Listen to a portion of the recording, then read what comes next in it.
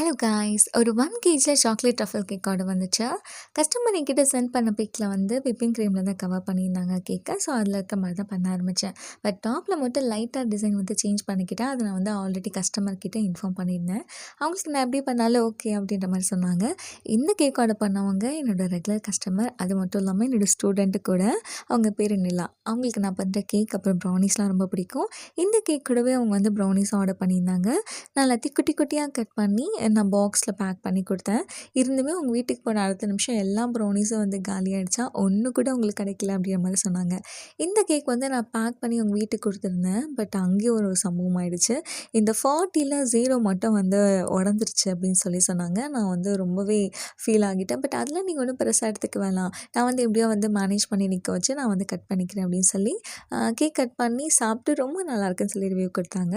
உங்களுக்கு பிடிச்சிருந்தா லைக் பண்ணுங்கள். பாய்.